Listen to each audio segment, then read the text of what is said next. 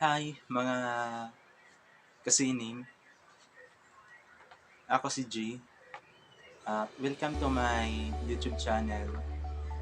Pasensya na po kayo sa background, medyo maingay po dito sa studio ko kasi malapit lang po ako sa ah, kalsada.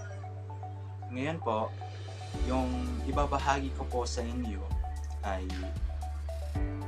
kung papaano nga ba yung tamang approach or yung tamang pakikipag-deal kay client pag may nagpapagawa sa inyo ng commission. Kasi naranasan nyo na po ba yung kahit sa anumang aspeto ng commission yung ginastuhan mo na, pinagpagoran mo na, nag-invest ka ng oras, nag-effort ka, tapos nung matapos mo na yung ipinapagawa nila, wala kang napala. Naranasan mo na po ba yan? Yung umasa ka sa wala, tapos sasabihan ka pa na pangit yung gawa mo. Abay, hindi naman tama po yun. So, para hindi po kayo malugi, ito po yung pinakamahalagang tips na aking natutunan for the 15 years na karir ko sa sining. So, ito po yung pinaka-onang tips ng kasining. Ito yung tips na to, ito po yung pinaka-basic na kailangan po natin gawin. Number 1 tips, be confident. Yes po, tama po yung narinig ninyo na be confident. Bakit po ba sinabi ko na dapat tayong maging confident pagdating sa agreement? Unang-una po kasi na reason doon, ikaw tumatahimik lang. Diba? Tayong mga artist, tahimik lang tayo, tapos tayo yung linapitan ni client. So, ibig sabihin, nagagandahan si client sa mga gawa mo.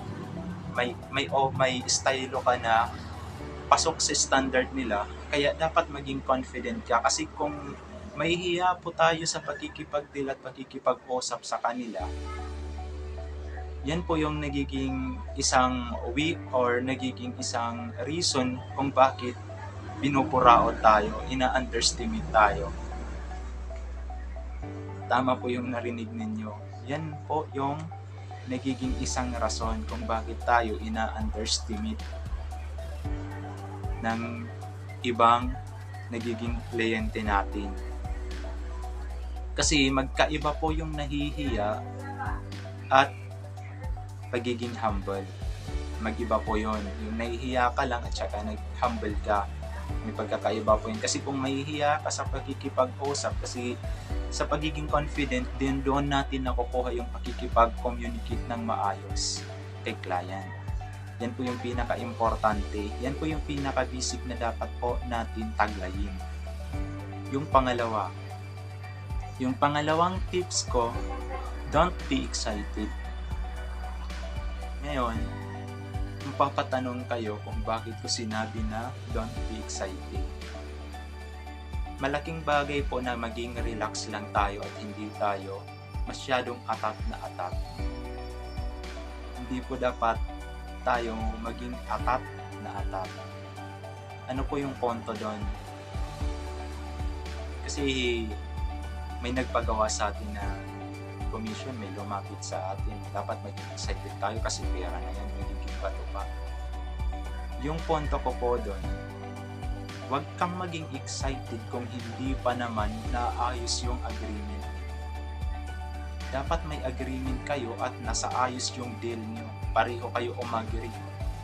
Pareho nyo nagustuhan yung mga pinag-usapan ninyo tungkol sa pag-commission. Kasi kung hindi pa maayos yung agreement ninyo tapos ikaw desperado ka na gawin na yun, yung mangyayari doon sa huli, minsan umaatras pa si client kasi hindi naman maayos yung usapan ninyo, wala naman kayong pinag-agrihan doon sa price, sa shipping, or kung ano pa yung dapat ninyong pag-usapan.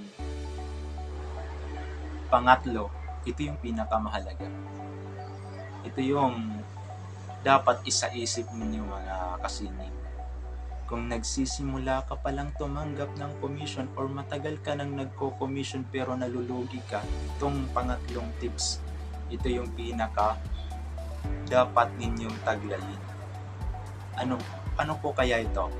Ano po bang tips na yun? Yung pangatlong tips, give the partial payment to clients. Bago mo tanggapin or bago mo simulan yung portrait commission or kahit ano pa mang commission na yan, humingi ka ng 50%. Kapag hindi po si client umagree or magbigay ng partial payment or mag-down payment, huwag nyo na pong gawin yung commission na yan. Bakit? Bakit ko sinabi yan? For my 15 years of experience, 85% hindi nila kinukuha yung commission or kunin man nila, binuburaot ka o burautin ka. Marami mga negative thoughts yung maririnig mo. Yes, tama po yan. Yan po yung experience. Kahit sabihin nyo naman po na di naman tayo magpareho ng tinatahak na landas kasi ninja. Mag-iba naman po tayo. Mai-encounter at mai-encounter po yan. Hindi tayo niyan magsasabi na magkaiba tayo. Mararanasan at mararanasan mo din. Kasi tama naman po talaga yung hingi muna tayo ng 50% na advance payment para sa commission dahil yan po yung magsisilbing insurance nating mga artist kapag tumanggap tayo ng advance payment. Kasi may rason naman tayo, wala po tayong pambili ng materials. Yan po yung unang rason natin doon. Tapos marami pang iba. Paano kasi kunwari ito lang yung alam mong gawin, ito lang yung hanap buhay mo. Ano yung ibubuhay mo sa pamilya mo kung may pamilya ka nang binubuhay? Kung hindi ka naman hihingi ng advance payment. At saka kunwari pag umatras si client, at least nabayaran yung paghihirap mo sa ilang oras kasi hindi naman gaano kadali yung paggawa ng obra. Hindi naman yan minamadali. Minsan nga, yung paggawa ko ng obra ko, inaabot ako ng 1 buwan or mahigit. Or sabihin natin 2 weeks, 1 week na ginawa ko, at least may nakuha akong advance payment. Yan po yung pinaka-insurance natin. Kahit hindi man nila kinuha at hindi man nila binayaran ng lubusan dahil umatras sila, yan po yung nagsilbing insurance mo. At yung magiging disadvantage naman dun kay client kapag magbigay na siya ng 50%, kapag natapos mo na, may posibilidad, malaking posibilidad na bayaran ka niya. Kasi nagbayad na siya ng 50%, sayang na yung kanyang ibinayad kung hindi niya naman kukunin sa'yo. Ganun po. Ikaw naman, yung advantage naman dun ni client, ikaw naman na artist, yung advantage doon ni client, mapipilitan kang gawin yun kasi nagbayad na sila. Yung pagkakaagrihan na lang ninyo doon ay yung deadline. Yung set na time kung kailan mo matatapos yung ipinapagawa nila. Yan po. Yan na lang po yung pag-uusapan ninyo, wala na pong iba. Dapat ikaw na artist kapag magbigay ka ng eksaktong oras, dapat advance mong matapos yan. Yan po yung tatandaan. Yan po yung may papayo ko. Yan po yung 3 pinakamahalagang tips kung paano hindi malugi sa pagtanggap ng nagpapakomission. Ito pa po, karagdagan ko pong tips para sa mga minamahal kong kasining. Kapag nagsisimula ka pa lang tumanggap ng commission or matagal ka nang nagko-commission tapos hindi mo pa alam to, ito, pwede mo tong gamitin. Malaki pong bagay ito. Dahil sa tagal ko ng tumatanggap ng commission kapag may nagpapagawa, simula nung malaman ko to, hindi na po ako nalulugi. Kasi minsan marami po akong tinanggap na commission, palugi po. Nalulugi po ako, sayang po yung oras na pinagpaguran ko. Nagsasabi lang po ako ng totoo.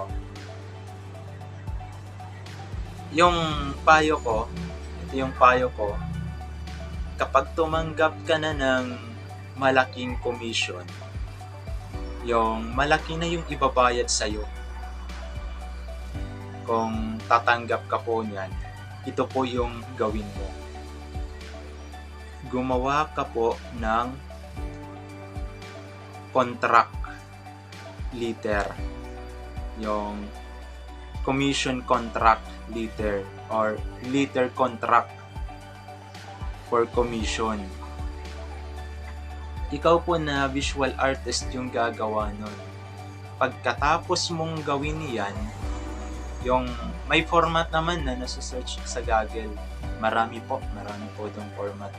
Kung gusto mong malaman kung ano yung laman doon. Yung laman lang doon, yung presyo mo at saka yung advance payment na gusto mong kunin at saka naman yung kabuuan nun at kung ano po yung sukat ng ginawa mong commission onwari sa mural or sa canvas pero malaki po yung ibabayad sa'yo.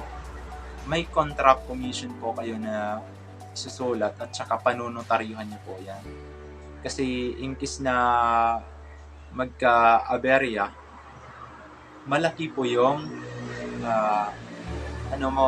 malaki po yung panalo, yung advantage sa'yo. Kasi hindi lang din naman ikaw yung pipirma doon.